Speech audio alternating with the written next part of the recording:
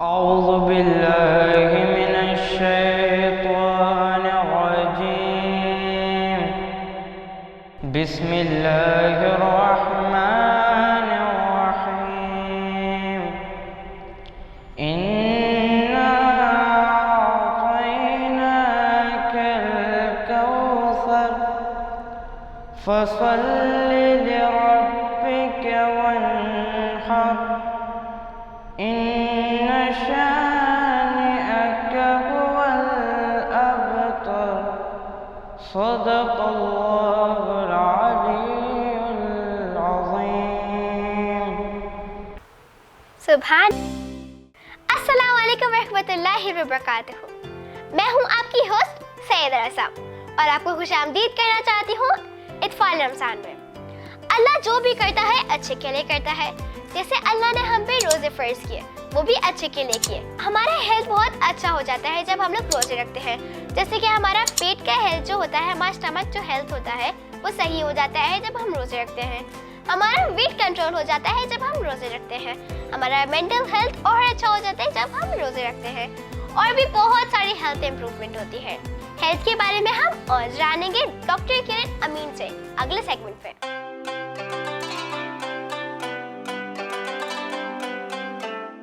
जैसे कि हमने आपसे पिछले सेगमेंट में कहा था कि हम डॉक्टर किरण अमीन से रमज़ान और हेल्थ से रिलेटेड बातें कुछ सवालात पूछेंगे। तो वेलकम करते हैं डॉक्टर किरण अमीन को। अस्सलाम वालेकुम। वालेकुम अस्सलाम। कैसी हैं आप? अल्हम्दुलिल्लाह, आप कैसी हैं? अल्हम्दुलिल्लाह बिल्कुल ठीक ठाक। मैं आपको कंग्रेचुलेट करूँगी। Thank you for calling me on your show and it's wonderful. बहुत अच्छा प्लेटफॉर्म है, बहुत अच्छा तरीका है बच्चों तक ये रमज़ान का मैसेज पहुँचाने का और बहुत अच्छा काम कर रही हैं आप। तो हमें किस एज में शुरू करना चाहिए रोज़ा रखना? किस एज में स्टार्ट करना चाहिए? एज रोज़े की जो है इस्लाम में वो तो 9 साल है फ़र्ज़ रोज़े रखने की, और नमाज की एज 7 साल है। लेकिन जितना जितना रमज़ान में रोज़े का एक रुझान बढ़ता है, बच्चा जैसे ही शऊर पकड़ता है, जैसे वो देखता है कि घर में रोज़े रखे जा रहे हैं, सहरी हो रही है, इफ्तार हो रही है, वो एक्साइटमेंट, तो उसमें वो भी चाहता है कि वो भी उस रोज़े का पार्ट बने। तो अगर 5 से 6 साल की उम्र का बच्चा खुद से रोज़े रख सकता है, उसकी सेहत उसको इजाज़त दे रही है कि उसको कोई हेल्थ इश्यूज़ नहीं है, तो हमें चाहिए कि हम उन्हें मोटिवेट करें और एनकरेज करें कि वो ज़्यादा से ज़्यादा रोज़े रखें, ताकि जब वो बड़ा हो तो उसको रोज़े रखने की प्रैक्टिस हो। और मैं आपसे पूछना चाहूँगी कि आपने कब से पहला रोज़ा रखा? मैंने तो एक्चुअली पहला जो रोज़ा था वो 5 साल में रखा, लेकिन मैंने 6 साल में पूरे रोज़े रखे थे। माशाल्लाह, very nice.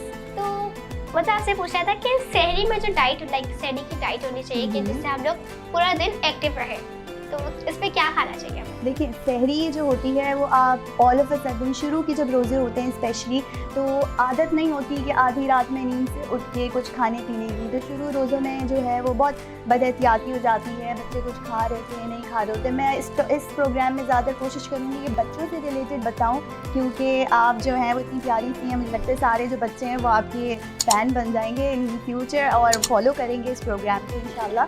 So let's just talk about kids के बच्चों को क्या डाइट लेनी चाहिए। कोशिश ही करनी चाहिए लाइट हो लेकिन हेल्दी हो, यानी कि एक दूध का पूरा ग्लास ले लिया, ठीक है, थोड़ा सा दही खा लिया, और कुछ मीठा ज़रूर ऐड करना ताकि ग्लूकोज का लेवल सही रहे सहरी में। जैसे कि कोई चीनी वगैरह बना के खा ली, साबूदाने का इस्तेमाल कर लिया, या खीर बनी हुई हो तो वो खा सकते हैं, जिससे पेट भी भरे, ज़्यादा एसिडिटिक भी ना हो। जैसे कोई मसाले वाली चीज़ें वैसी चीज़ें ना खाएं, ज़्यादा कोशिश करें। हाँ, रात का बचा हुआ खाना ना खाएं, क्योंकि वो फिर overall through out the day आपको पूरा वक्त एसिडिटी रहेगी, और फिर पानी भी आप नहीं पी सकते, तो थ्रू आउट द डे बहुत बुरा फील होगा। तो कोशिश करिए ठंडी चीज़ें खाओ। पानी के ग्लास सहरी जैसे ही स्टार्ट हो, जैसे आप उठे नींद से तो 1 ग्लास पानी का तब पी लें। फिर थोड़े थोड़े वक्फे से, जब तक फजर का टाइम नहीं होता, जब तक रोज़ा बंद नहीं होता, तब तक आप थोड़ा थोड़ा पानी का इंटेक करते रहें, क्योंकि एकदम से जो है बच्चे यूजुअली पानी नहीं पीते, हम बड़े भी भूल जाते हैं।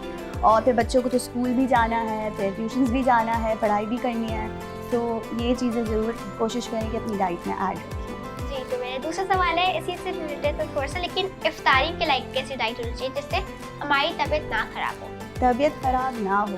तबीयत ख़राब ना हो, उसके लिए सबसे इम्पॉर्टेंट है कि आप इफ्तारी में ना जो अम्मी ने घर का खाना बनाया हुआ होता है, जिसमें हमारी सब्ज़ी है, दाल है, सालन है, जो प्रॉपर डाइट होती है, आपने कोशिश करनी होती है, आपने वो लेनी है। सैंडविचेस घर के बने हुए वो लेने हैं। क्या चीज़ नहीं लेनी? हमें जंक फूड नहीं खाना, हमें बाहर से ऑर्डर करके खाना नहीं खाना, हमें तो फ्राई जस्ट आइटम खा सकते हैं, लाइक फ्राई फूड घर में फ्राई फूड। अगर घर में साफ़ सुथरे ऑयल में फ्राई हुआ है, मिर्ची मसाले कम है, तो कोशिश करें 1 से 2 आप खा सकते हैं। मतलब उससे पेट ना भरें, आप उसे एंजॉय करें कि आपने पूरे दिन रोज़ा रखा, तो आप 1-2 चीज़ें, ज़्यादा खाया नहीं जाता। हाँ, कोशिश ये करनी है कि उससे पेट ना भरें। आप जब प्रॉपर टाइम हो मील का तो वो स्टार्ट करें। और पकौड़े, समोसे बहुत दिल चाह रहा है 1 से 2, ठीक है। यस, दिल तो चाहते तो जितने खा लें। नहीं, आपको कंट्रोल करना है उसको बहुत ज़्यादा, क्योंकि उससे आपको फिर उससे आपकी सहरी तक आपको इफेक्ट रहेगा और पूरी आपकी एनर्जीज नहीं आती। उससे होता है कि आपका वक्ती तौर पे पेट भर गया, लेकिन आपकी न्यूट्रिशनल लेवल जो है ना, जो ज़रूरी बैलेंस डाइट ज़रूरी होती है ना इंसान की, उसमें प्रोटीन भी होना चाहिए, कार्बोहाइड्रेट्स भी होने चाहिए, वाइटामिन भी होने चाहिए, मिनरल्स भी होने चाहिए, वाटर इंटेक भी आपका प्रॉपर होना चाहिए।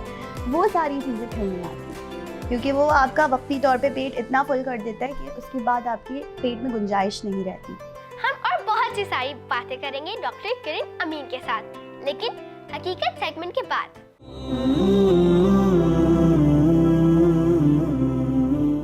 बिस्मिल्लाहिर्रहमानिर्रहीम। आज के हकीकत के सेगमेंट का हमारा टॉपिक है बादशाह रोम की टोपी और बिस्मिल्लाह।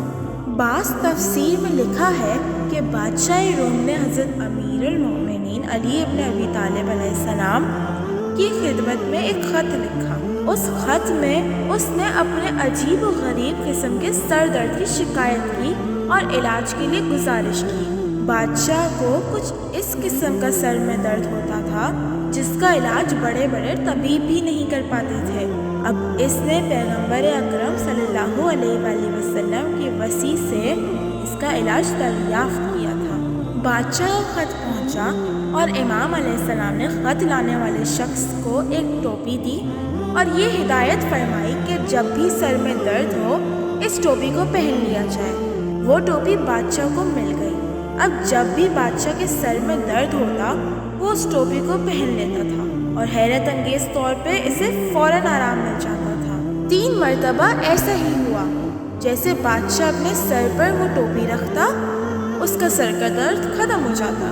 अब बादशाह को ये जुस्तजू हुई कि वो ये मालूम करे कि हज़रत अली अलैहिस्सलाम ने इस टोपी में क्या रख दिया कि ये इतनी ज़्यादा फ़ायदेमंद साबित हुई। इसने हुक्म दिया इसे फाड़ दिया जाए।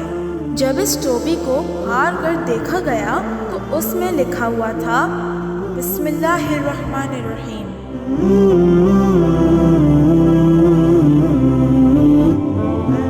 इत्फाल रमज़ान में आपको फिर से खुशामदीद। आपका क्या ओपिनियन है शुक्र के बारे में? शुक्र इंसान की ज़िंदगी में बहुत ज़रूरी है, ठीक है। हर एक मोमेंट में अल्लाह का शुक्र है। मतलब आपकी सांसें चल रही हैं तो आपको शुक्र करना चाहिए, आपके पास सारे आज़ा सलामत है, इस बात का शुक्र करना चाहिए।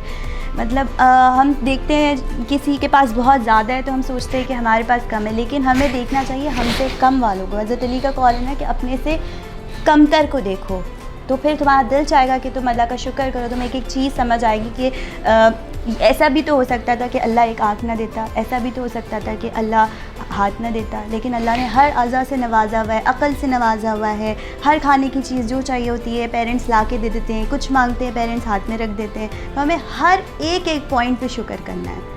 और शुक्र सिर्फ ये नहीं है कि आपने बस ये बोल दिया शुक्र अल्हम्दुलिल्लाह। It's not that, you have to show शुक्र थ्रू योर एक्शंस। कि अगर अल्लाह ने आपको किसी चीज़ से नवाजा हुआ है तो आप किस तरह अल्लाह का शुक्र करते हुए दूसरों की हेल्प करते हो। Ramzan is a message of help, ठीक है। अल्लाह ताला हम पे रोज़े फ़र्ज़ इसलिए किए ताकि हम अपने नफ्स को कंट्रोल कर सकें। हम अपनी जो ऐसी चीज़ें हैं जैसे हमारा हर चीज़ का दिल चाहता है, हम वो इस दिल चाहने को कंट्रोल करने को कहते हैं नफ्स, ठीक है। सो शुक्र तो हर पॉइंट पे ही करना है। तो आप एक कहानी बताइए जो आपने जिस पर शुक्र किया हो, एक छोटी सी नहीं। अच्छा, शुक्र की कहानी तो बहुत सारी हैं, लेकिन चले मैं आपको बताती हूँ कि जो मैं डॉक्टर बन रही थी ना, जो डॉक्टर बनने का एक ख्वाब जो था, वो जिस फैमिली से मैं बिलोंग करती थी वहाँ जल्दी शादियाँ हो जाती हैं लड़कियों की, ठीक है। और एक मोटिवेशन लेवल उतना नहीं होता, लेकिन मैंने ठानी हुई थी कि मैंने तो डॉक्टर बनना है, ठीक है। और फिर वो जर्नी स्टार्ट होती थी मैट्रिक से कि आपने बायो चूज़ करना है या क्या करना है ना। तो बस सबको पता था ये तो पढ़ेगी, इसको तो बहुत शौक़ है पढ़ने का। तो फिर जो है वो खैर अल्लाह का शुक्र है पढ़ा हमने। फिर आहिस्ता आहिस्ता एक जर्नी है जहाँ पे हमने डिसाइड करना था कि एडमिशन लेना है तो डाउ में ही लेना है, वरना तो ख़त्म है वहाँ पे स्टोरी। ठीक है। तो फिर वो मेहनत इतनी की, मतलब समझे कि 6 क्लास 5 क्लास से जब से एक शऊर आ जाता है ना आपको क्या बनना है, तो बचपन से मैं भी कहती हूँ मुझे डॉक्टर बनना है, लेकिन वो हकीकत में बनना और कहने में बहुत फ़र्क होता है। तो वो जर्नी जब अचीव हुई तो मेरी ज़िंदगी में सबसे ज़्यादा शुक्र उस पॉइंट पे किया कि अल्लाह का शुक्र है कि डाउ में एडमिशन हो गया, और अब अल्लाह का शुक्र है मैं डर्मेटोलॉजिस्ट बन गई हूँ और मेरी स्किन स्पेशलाइजेशन भी कंप्लीट हो गई। और उस जर्नी से इस जर्नी तक का सफ़र मैं जितना शुक्र करूँ अल्लाह का कम है। तो जैसे आपने बोला कि आपने 5-6 क्लास में से सोच लिया कि आप डॉक्टर बनेंगे, तो आपने पहले सोचा हुआ था कि आप सर्जन बनेंगी, चाइल्ड स्पेशलिस्ट बनेंगी, या आपने पहले से सोचा हुआ था कि आप स्किन स्पेशलिस्ट ही बनेंगे? पहले से तो उसे पता था डॉक्टर बनना है, इतना तो पता ही नहीं होता कि क्या क्या होता है। सर्जन कभी नहीं बनना था, बट ये है कि पता था कि डॉक्टर बनना है। फिर जब एडमिशन लिया, पढ़ा, उसके बाद समझ आता है it's too early to decide कि आपको क्या बनना है। बस डॉक्टर बनना है तो फिर बन जाए, फिर आगे खुद समझ आ जाएगा। लाइक आपने कभी ट्यूशन पढ़ाया ऐसे? अच्छा, ये एक्चुअली हाँ मैंने ट्यूशन पढ़ाई। आपसे बेहतर स्कूल में ये आपसे बेहतर कौन बता सकता है कि मैंने ट्यूशन्स पढ़ाए या नहीं। मैं जब यूनिवर्सिटी में थी तो कॉलेज में थी इनफैक्ट, तब से मैं ट्यूशन्स पढ़ा रही हूँ। और ये सैयदा रज़ा जो है वो मेरी सबसे प्यारी और सबसे क्यूटेस्ट स्टूडेंट और सबसे ब्राइटेस्ट स्टूडेंट रही हैं थ्रू आउट।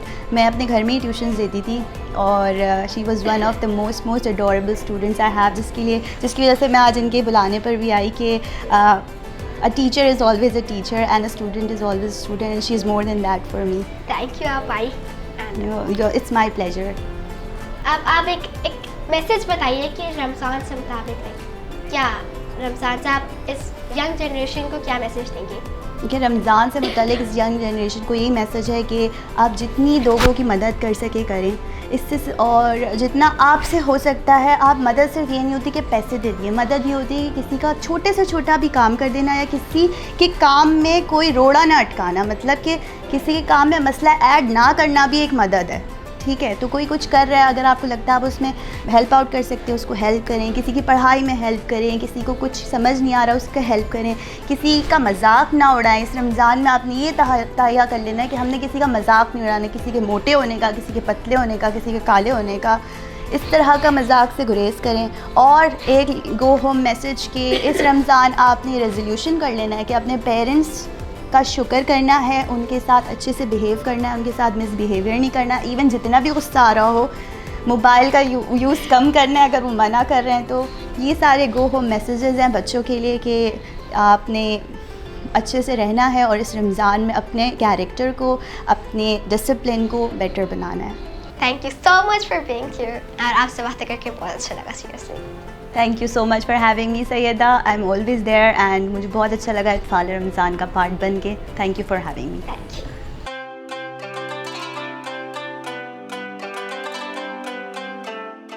हम आ गए हैं हमारे आखिरी सेगमेंट की तरफ, जिसका इख्तिताम हम करेंगे कमर अब्बास के इस कलाम से। अल्लाहु अल्लाहु अल्लाहु अल्लाहु अल्लाहु अल्लाहु अल्लाहु अल्लाहु अल्लाहु अल्लाहु अल्लाहु। यूं तो हर एक नबी तुझसे मंसूब है, तेरा भेजा हुआ है बहुत खूब है। हाँ मगर उनमें एक तेरा महबूब है, जिसकी हर एक अदा तुझको मरगूब है। तेरा महबूब वो, तेरा महबूब वो, उसका महबूब तू। अल्लाहु अल्लाहु अल्लाहु अल्लाहु अल्लाहु अल्लाहु। दीद किसको मयसर तेरी ज़ात की, लाख मूसा ने तुझसे मुनाजात की, फिर भी तूने न उनसे मुलाकात की। छुप के पर्दे में की जब कभी बात की, और मोहम्मद से की, और मोहम्मद से की दू बदू गुफ्तगू। अल्लाहू अल्लाहू अल्लाहू अल्लाहू अल्लाहू अल्लाहू अल्लाहू अल्लाहू अल्लाहू अल्लाहू अल्लाहू अल्लाहू। हर फजीलत मोहम्मद के घर भेज दी थी, जो शे खूब से खूब तर भेज दी। इनके भाई को तेगे दो सर भेज दी, और मलिक से फिर उसकी खबर भेज दी। लापता की सदा, लापता की सदा अब भी गए चार सू। अल्लाहू